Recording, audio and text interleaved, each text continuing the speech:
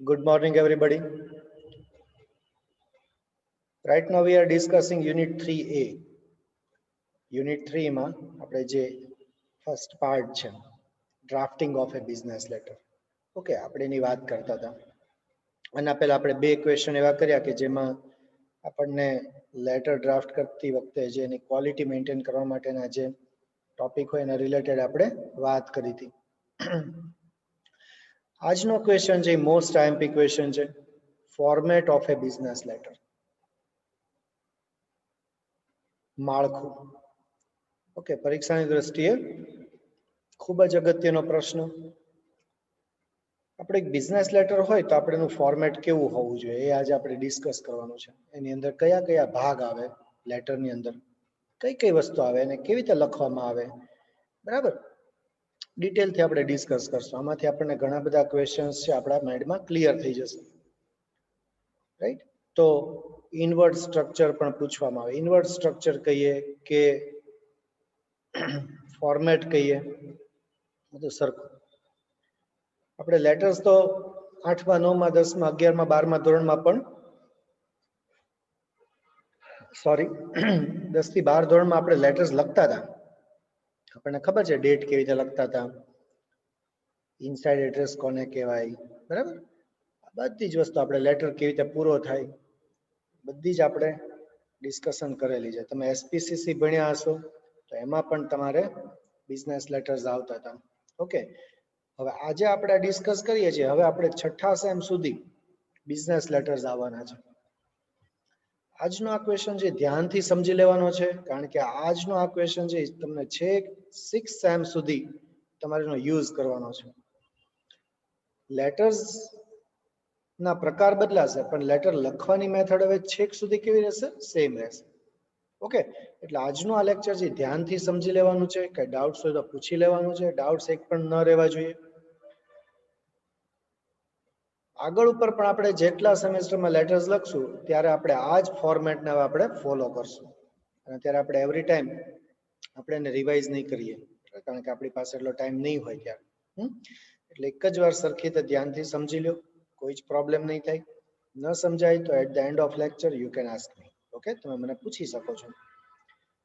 Okay, તો પહેલી વાત, format of a business letter. Business લેટરનું ફોર્મેટ, સ્વરૂપ, માળખું કેવું હોય. મન ફાવે એમ લખી નાખીએ એવું ન ચાલે. દરેક લેટર એક સિસ્ટમથી લખવાનો હોય. ખાસ કરીને લેટર લખનાર કોણ છે, લેટર મેળવનાર કોણ છે, કઈ બાબતે લેટર લખવામાં આવે છે, કઈ ડેટ પર લેટર લખવામાં આવે છે, લેટર લખનારનો હોદ્દો શું છે, બરાબર. બધી જ વસ્તુને ધ્યાનમાં રાખવામાં આવે. લેટર હેડ કેવું હોય, હેડિંગ કેવું હોય લેટરનું, બધી જ આપણે વાત કરવાની છે. તમારી સામે સૌથી પહેલા આપણે વાત કરીએ કે એના પાર્ટ્સ કેટલા. તો બિઝનેસ લેટર જે હોય એમાં કઈ કઈ વસ્તુનો સમાવેશ થતો હોય. ઓકે, પહેલા તો આપણે એના વિશે માહિતી મેળવીએ, પછી આપણે એનું ફોર્મેટ કેવું હોય એ આપણે સમજીએ, અને પછી આપણે દરેક પાર્ટ વિશે ડિટેલથી વાત કરીએ. ઓકે, ચલો, now you all have to pay attention on your screen. I am going to share this question with you on your screen, so be alert. Okay.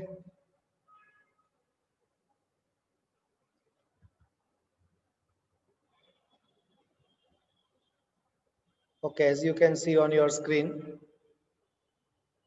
there is a question. Explain the format of a business letter. Business લેટરનું સ્વરૂપ સમજાવો, format સમજાવો. The same question તમને આવી રીતે બી પૂછાય. What is the inward structure? Inward structure શું છે? Discuss its importance in business letter. Business લેટરમાં એનું મહત્વ ચર્ચો. જો આવી રીતે આખો પૂછાય ને તો એલક્યુ તરીકે પૂછાય. ઓકે, એલક્યુ તરીકે પૂછાય તો આપણે બધું ડિટેલથી લખવું પડે. બટ ઘણી વખત એવું બનતું હોય કે તમારી સામે જો અહીંયા 1 to 12 તમને અલગ અલગ લેટરના પાર્ટ્સ તમને દેખાય છે. તો એમાંથી તમને ખાલી રેન્ડમલી, જેમ કે એક્સપ્લેન, હેડિંગ, સિગ્નેચર, એન્ક્લોઝર્સ, ઓકે, તમને અલગ અલગ રીતે પણ પૂછાય એસક્યુ તરીકે. તો કાંઈ વાંધો નહીં, જે રીતે પૂછે આપણું કન્ટેન્ટ છે એ ક્લિયર હોવું જોઈએ. પછી જે રીતે પૂછે આપણે એનો આન્સર આરામથી લખી શકીએ, તમને ખબર છે. ઓકે, ચલો તો પહેલા તો ક્વેશ્ચન તમારા માઇન્ડમાં ક્લિયર થઈ ગયો હશે કે આપણે આ ક્વેશ્ચનમાં શું સમજાવવાનું છે, ફોર્મેટ ઓફ એ બિઝનેસ લેટરનું ફોર્મેટ અથવા તો inward structure of a business letter લખવો છે એટલે આ બધી ચર્ચા કરવી પડે, પણ આપણા ફ્રેન્ડને આપણે લેટર લખવો હોય તો પછી માં કઈ નિયમો ન આવે કે આમ જ લખવાનું ને આમ જ લખવાનું, બરાબર. આપણે બધા લેટર લખતા હોય, આપણા ફ્રેન્ડને ખબર છે, હાંસિયામાં લખી નાખીએ ને ઊભામાં લખી નાખીએ ને આડામાં લખી નાખીએ ને ડિઝાઇન બનાવી દઈએ ને અંદર સરસ મજાના ફૂલડા દોર્યા હોય ને બધું જ હોય, પેઇન્ટિંગ બી કર્યું હોય ને બહુ લાગે તો સ્પ્રે પણ છાંટી દીધો હોય, આપણને સુગંધ આવે એવું પણ કર્યું હોય, બરાબર. જોકે હવે તો લેટર લખવાનો જમાનો વયો ગયો છે, બધું SMS ને ઈમેલ થી કામ ચાલે છે, બધું ચેટ થી ચાલે છે કામ. પણ એક ટાઈમ એવો હતો કે લેટર લખવાનો પણ એક જમાનો હતો. ઓકે, તો એ બધા ઇન્ફોર્મલ લેટર્સ છે. આપણા ફ્રેન્ડને લેટર લખીએ, રિલેટિવ્સને લેટર લખીએ, you know very well that they are informal letters, અને ઇન્ફોર્મલ લેટર્સમાં તો બધું ચાલે. But here we are talking about formal letters. આપણે અહીંયા કોની વાત કરીએ છીએ, ફોર્મલ લેટર્સની. અને જ્યારે ફોર્મલ લેટર્સ હોય ત્યારે આપણે એમાં કોઈ જ કોમ્પ્રોમાઇઝ કરી શકીએ નહીં, આપણે એના રૂલ ટુ રૂલ જ લખવું પડે, રાઈટ. તો જુઓ, આપણે શરૂઆત કેવી રીતે કરશું આપણા જવાબની. Good letters are the backbone of every business. Backbone, જેને આપણે કરોડરજ્જુ કહીએ છીએ. આપણે સ્ટ્રેટ ચાલી શકીએ છીએ, ઊભા રહી શકીએ છીએ, બેસી શકીએ છીએ, આપણા શરીરનો આકાર છે જળવાઈ રહે છે, શેને કારણે, બેકબોનને લીધે. બેકબોન મતલબ કરોડરજ્જુ. તો જો સારા લેટર્સ છે ને એ કોઈ પણ બિઝનેસના કરોડરજ્જુ સમાન છે. કોઈ પણ બિઝનેસ તો જ ટકી શકે કે જો એનું કોમ્યુનિકેશન સારું હોય. Okay, it is very important to pay proper attention to the writing and inward structure of a business letter. જો તો બિઝનેસ લેટરના રાઇટિંગ એટલે કે લખાણ અને એનું ઇનવર્સ સ્ટ્રક્ચર એટલે કે એનું જે માળખું છે એના પર પૂરતું ધ્યાન આપવું બહુ જ અગત્યનું છે. ટુ પે અટેન્શન એટલે ધ્યાન આપવું, યોગ્ય અટેન્શન આપવું બહુ જ જરૂરી છે. It creates good impression on the mind of readers. Sara business letter હોય ને એ રીડરના માઇન્ડ ઉપર એક સારી ઇમેજ ઊભી કરે આપણી. સરસ ભાષામાં સરસ રીતે લખ્યો હોય, ભૂલ વગરનો, પરફેક્ટ. તો સામેના વેપારીને એવું લાગે, વાંચકને લાગે કે ના ભાઈ આ વેપારીએ બહુ પરફેક્ટ લખ્યું છે, આ વેપારી કંઈક ભણેલો ગણેલો લાગે છે, આની સાથે બિઝનેસ કરવાની મજા આવશે. આપણા માટે પોઝિટિવ ઇમેજ આપણી ઊભી થાય એની સામે. ઓકે, તો સારો લેટર હોય એ શું કરે તો કે ભાઈ રીડરના માઇન્ડ ઉપર સારી ઇમેજ, ઇમ્પ્રેશન ઊભી કરે. Generally the inward structure consist of the following. Consist એટલે નો સમાવેશ કરવો. જનરલી આપણે સામાન્ય રીતે જોઈએ ને તો કોઈ પણ લેટર હોય ને એમાં નીચે જણાવેલી બાબતોનો સમાવેશ થતો હોય. હવે તમને જુઓ 1 2 3 4 5 6 7 8 9 10 11 12 જેટલા પાર્ટ્સ તમને આપ્યા છે. જુઓ આપણે વન બાય વન જોઈએ. પહેલો જ પાર્ટ છે હેડિંગ. ઓકે, આપણે બધા વિશે ડિસ્કસ કરવાનું છે, ડોન્ટ વરી. પછી છે date, inside address, salutation, subject line અથવા તો reference line, body of the letter, complimentary close, signature, designation, enclosures, identification line અને પોસ્ટસ્ક્રિપ્ટ. બધું શું છે આપણે વન બાય વન આપણે જોશું. અત્યારે તમારે આવી રીતે જોવાનું. જો હેડિંગ છે ને આપણે 1 નંબર આપ્યો છે, સિગ્નેચર છે ને 8 નંબર આપ્યો છે, પોસ્ટસ્ક્રિપ્ટ છે ને 12 નંબર આપ્યો છે. હવે આપણે એ વાત કરી કે ભાઈ એનું મહત્વ શું છે એ જોયું, અને પછી આપણે એ વાત કરી કે એની અંદર આવા 12 ભાગ આવેલા હોય. કોઈ પણ બિઝનેસ લેટર હોય ને સામાન્ય રીતે એમાં 12 એના પાર્ટ્સ છે કે જેનો આપણે લેટરમાં સમાવેશ કરતા હોઈએ. આપણે એવી વાત કરી. હવે આપણે એક ટાઇટલ આપ્યું, જુઓ અહીંયા આગળ, the layout of a business letter. Business લેટરનો લેઆઉટ. લેઆઉટ એટલે અરેન્જમેન્ટ, કે કઈ વસ્તુ ક્યાં ગોઠવેલી હોય.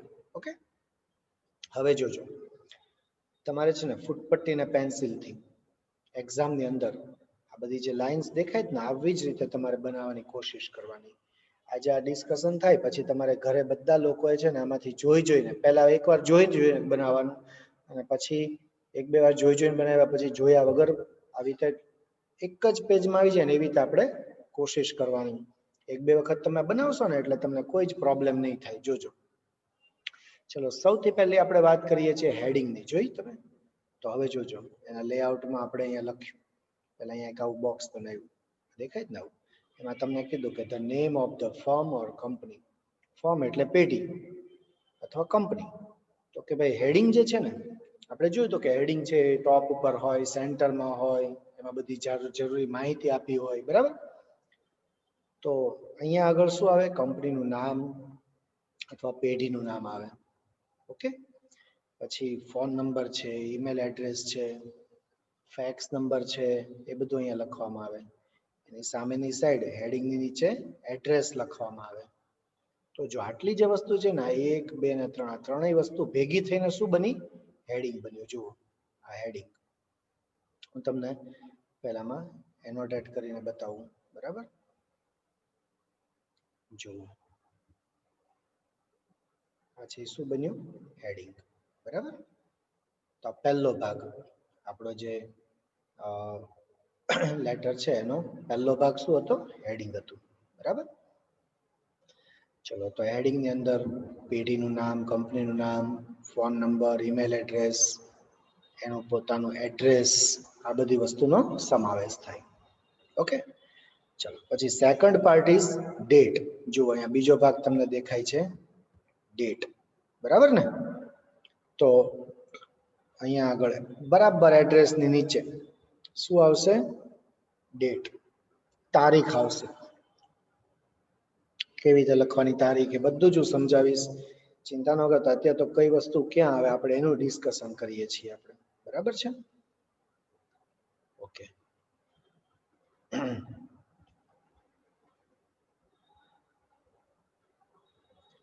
ચાલો હવે આપણે એનાથી આગળની વાત કરીએ. જુઓ, ડેટ પછી આવે છે ઇનસાઇડ એડ્રેસ. તો કે ભાઈ ડેટ થી એક લાઈન છોડીને ડાબી બાજુએ શું આવશે? ઇનસાઇડ એડ્રેસ આવશે. ઇનસાઇડ એડ્રેસ એટલે કોનું એડ્રેસ? તો કે પત્ર મેળવનારનું એડ્રેસ. કોનું એડ્રેસ? રિસીવર્સ એડ્રેસ. રિસીવર એટલે પત્ર મેળવનાર. પત્ર મેળવનારનું એડ્રેસ આવશે. ક્યાં આગળ આવશે? ડેટ થી નીચે અને ડાબી બાજુએ, બરાબર? ત્યાં આવશે inside address, 3 number. Inside address થઈ જાય એટલે હવે એક લાઈન છોડીને આપણે નીચે લખશું સેલ્યુટેશન. સેલ્યુટેશન એટલે સંબોધન. આપણને ખબર છે કે આપણો પત્ર છે હંમેશા કેવો હોવો જોઈએ? નમ્ર હોવો જોઈએ, પોલાઇટ, બરાબર? સારી ભાષામાં, રિસ્પેક્ટેડ સર, ડિયર સર, બરાબર? સેલ્યુટેશન આવશે. સેલ્યુટેશન ન કરીએ તો આપણો પત્ર છે કેવો લાગે? તોછડો લાગે, રૂડ લાગે, બરાબર? પણ આપણને કોઈ માનસૂચક શબ્દથી બોલાવે તો આપણને ગમે. એટલે આપણે હંમેશા પત્ર છે ને એને માનસૂચક, ડિયર સર, રિસ્પેક્ટેડ સર, જે કઈ તમે આ લખો એના પછી હંમેશા કોમા કરવાનું, ખાસ અલ્પ વિરામ કરવાનું, રાઈટ? ચલો, સેલ્યુટેશન પતી જશે. પછી એની બરાબર નીચે આવશે 5મો મુદ્દો આવશે, સબ્જેક્ટ અથવા તો રેફરન્સ લાઈન. હવે આ શું છે? સબ્જેક્ટ અથવા રેફરન્સ લાઈન શું છે? તો કે ભાઈ મોટી મોટી કંપની હોય ને એમાં કેટલા બધા પત્રો આવતા હોય રોજના. તો ખબર કેમ પડે કે આ પત્ર કઈ બાબતનો છે? બરાબર, કયા ડિપાર્ટમેન્ટનો છે? તો પોસ્ટમેન છે ને બધા લેટર્સ આવીને પબ્લિક રિલેશન ડિપાર્ટમેન્ટમાં આપી જાય, પીઆર ડિપાર્ટમેન્ટને. ત્યાં જે પીઆરઓ હોય ને, પબ્લિક રિલેશન ઓફિસર, એ શું કરે? બધા જ લેટર્સ છે એ પહેલા તો રીડ કરે કે ભાઈ, અને નક્કી કરે કે ભાઈ આ પત્ર કઈ બાબતનો છે, બરાબર? હવે જો આખા લેટર એ વાંચવા બેસે તો ખૂબ ટાઈમ બગડી જાય. એટલે એ શું કરશે? તો કે સીધી સબ્જેક્ટ લાઈન વાંચશે. સબ્જેક્ટ લાઈન છે ને એ હંમેશા ટૂંકમાં આ લેટર કઈ બાબતનો છે એવું બતાવે, બરાબર? એટલે એને ખબર પડી જાય કે આ લેટર છે આ બાબતનો છે તો એને આ બાજુ રાખો, આ લેટર છે આ બાબતનો છે તો એને જુદો રાખો, આ છે આ ડિપાર્ટમેન્ટનો લેટર છે એને જુદો રાખો, બરાબર? સબ્જેક્ટમાં એક જ વાક્યમાં લખે કે ભાઈ ઇન્ક્વાયરી અબાઉટ કમ્પ્યુટર્સ અથવા તો કમ્પ્લેન્ટ અબાઉટ ડેમેજ ગુડ્સ, બરાબર? તો જો એને ખબર પડી જાય કે આ ભાઈ ફરિયાદનો પત્ર છે, આ ઇન્ક્વાયરીનો પત્ર છે, બરાબર? રેફરન્સ લાઈન ક્યારે લખવામાં આવે? તો કે જ્યારે એક પત્ર ઓલરેડી આપણા પર આવેલો હોય અને એના અનુસંધાનમાં, એના જવાબમાં જ્યારે આપણે કોઈ લેટર લખતા હોઈએ ત્યારે જે આપણે આવેલો પત્ર હોય ને એ આપણી માટે રેફરન્સ કહેવાય. ઓકે, એટલે સેલ્યુટેશન ની પછી હંમેશા શું આવશે?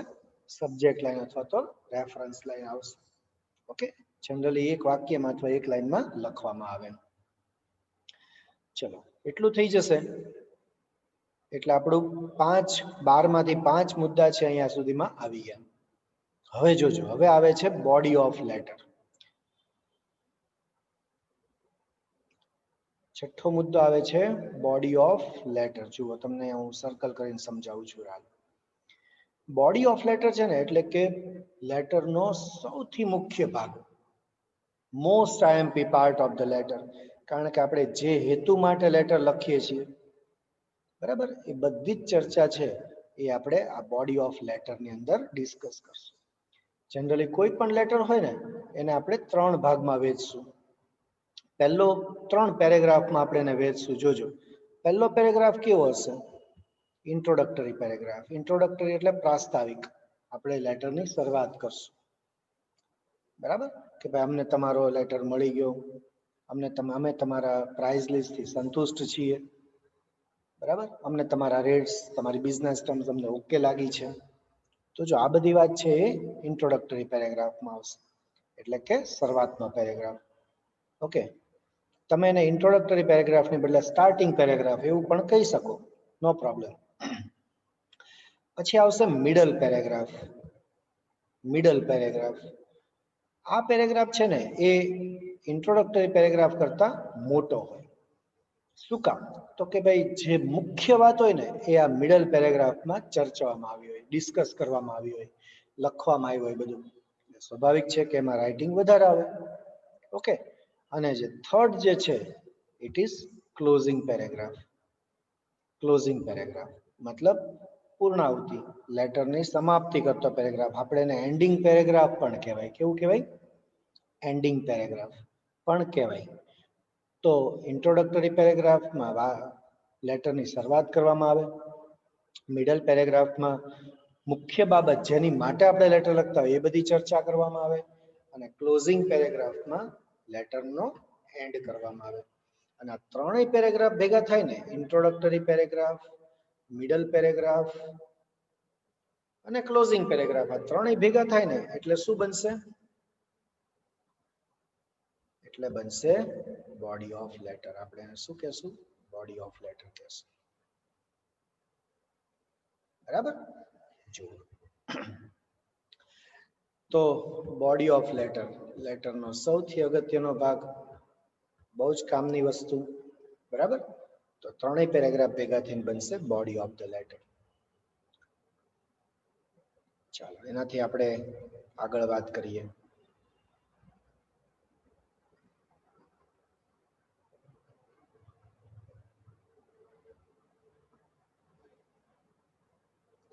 હવે આપણે એનાથી આગળ વાત કરીએ, બરાબર? ચલો, હવે આવે છે આપણી પાસે 7મો ભાગ, કોમ્પ્લિમેન્ટરી ક્લોઝ. શું આવશે? Complimentary close. 7મો ભાગ છે કોમ્પ્લિમેન્ટરી ક્લોઝ, બરાબર? મતલબ કે વિદાય વાચન. શું કહેવાય? વિદાય વાચન. આપણે લેટર લખતા હતા તો આપણે લખતા હતા આપનો વિશ્વાસુ, બરાબર? તો અહીંયા આગળ આપણે લખશું યોર્સ ફેithfully, યોર્સ સિન્સિયરલી. આ વિદાય વાચન કહેવાય. યોર્સ ફેithfully અથવા યોર્સ સિન્સિયરલી. આવી રીતે આપણે કોમ્પ્લિમેન્ટરી ક્લોઝ કરશું. કોમ્પ્લિમેન્ટરી ક્લોઝ પત્યા પછી હંમેશા કોમા કરવાનું, ખાસ ભૂલવાનું નહીં. કોમા કરવાનું બહુ જરૂરી છે. YOURS, યોર્સ, એ કેવી રીતે લખવાનું જો હું તમને સમજાવું. બધા લોકો આવી રીતે ભૂલ કરતા હોય. YOUR apostrophe S, apostrophe S, બરાબર? આપણને દેખાય ને એવા કલરમાં લખવું, બરાબર? જો યોર્સ, FAITHFULLY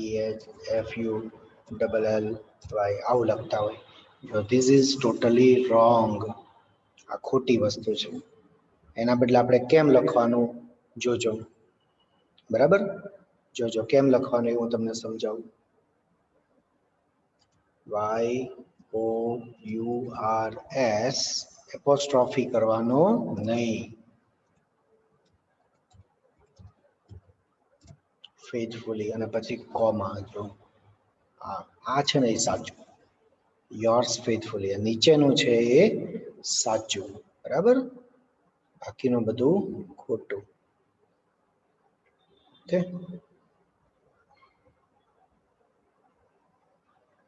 તો આ વસ્તુ પણ ખાસ ધ્યાન રાખવાની. ચલો હવે આપણે વાત કરશું આગળ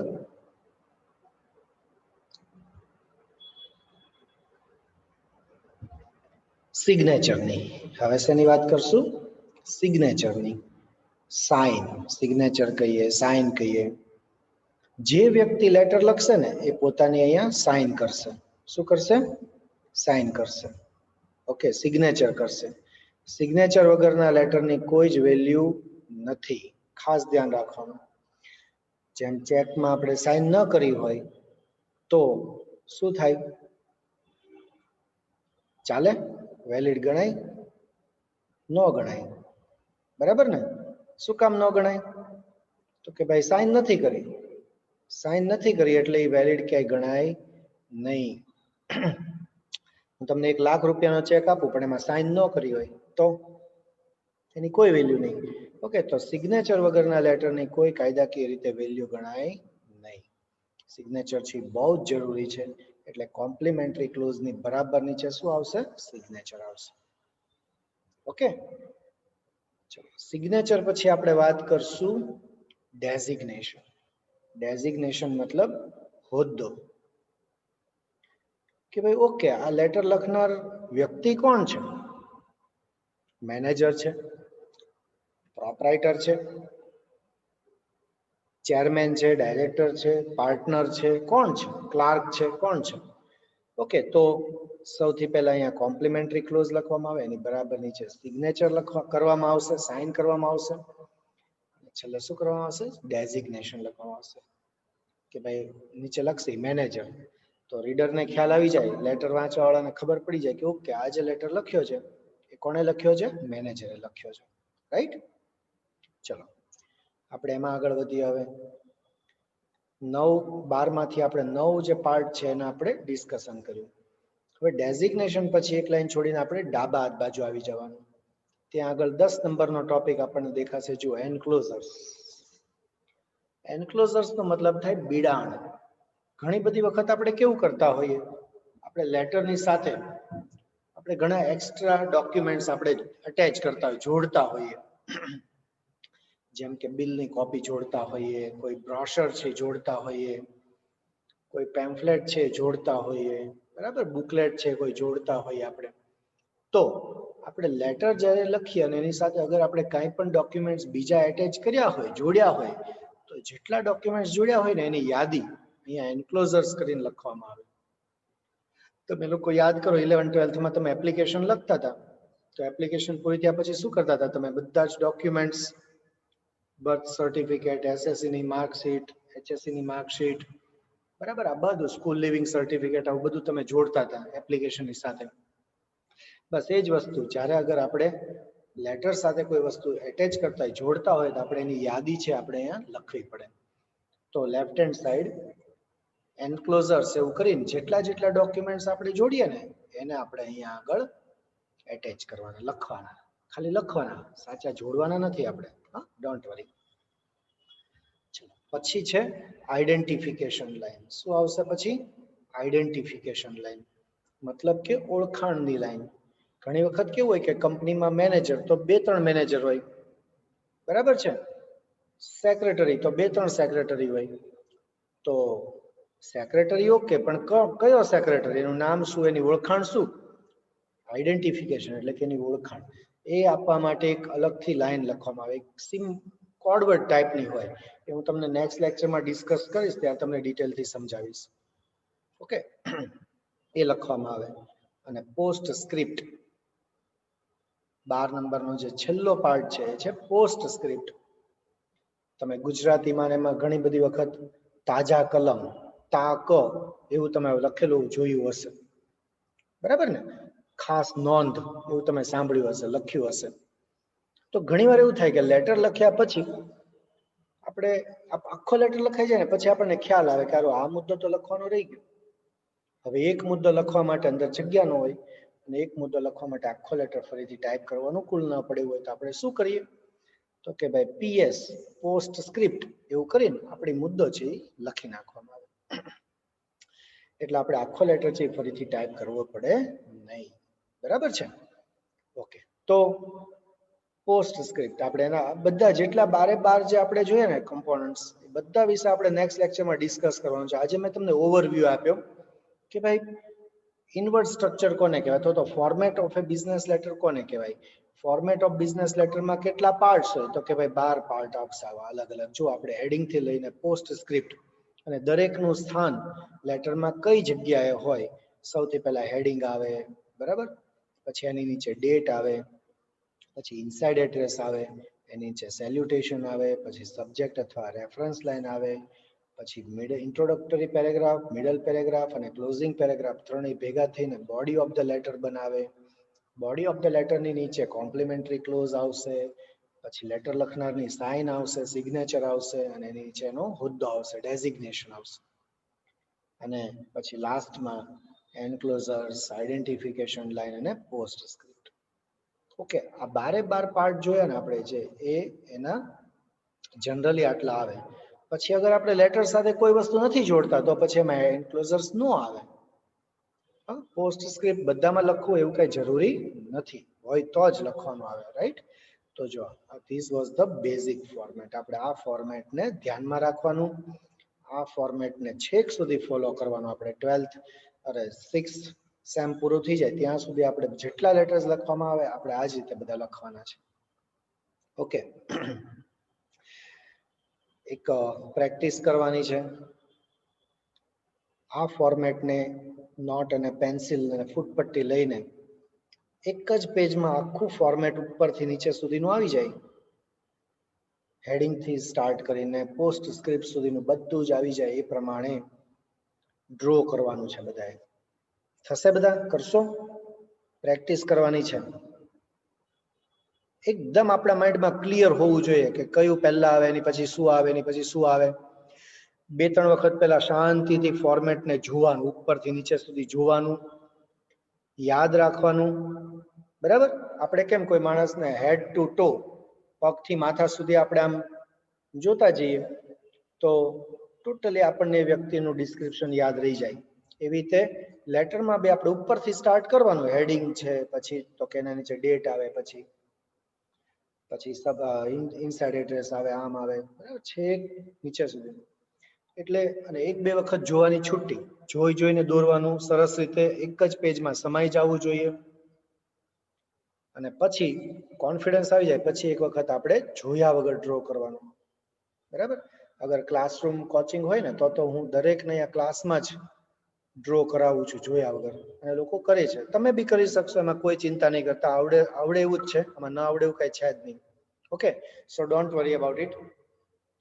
તો આજે આપણે વાત કરી એના માળખાની વાત કરી. હવે દરેક પાર્ટ્સ વિશે જ આપણે નેક્સ્ટ લેક્ચરમાં ડિસ્કસ કરશું. એલક્યુ છે એટલે એક લેક્ચરમાં તો પૂરું ન થાય, એટલે આવતીકાલે મતલબ હવે નેક્સ્ટ લેક્ચરમાં આપણે આના ડિટેલથી બધા પાર્ટ્સ વિશે ડિસ્કસ કરશું. ઓકે, અને એક્ઝામમાં કેવી રીતે પૂછાય તો આપણે શું લખવાનું એ પણ હું તમને કહીશ.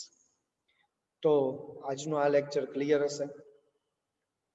કઈ ડાઉટ્સ હોય તો તમે મને પૂછી શકો છો લેક્ચર પૂરું થયા પછી. મેં કીધું એટલું કરવાનું છે, પ્રેક્ટિસ કરવાની છે ખાસ, અને કોન્ફિડન્ટલી આપણે જોયા વગર આખું ઇન્વર્ટ સ્ટ્રક્ચર છે આપણી નોટમાં દોરી શકવા જોઈએ. Okay, so keep trying. If you have any doubts you can ask me. So we stop here. We will see in the next lecture. Till then, bye. See you. World. Take care.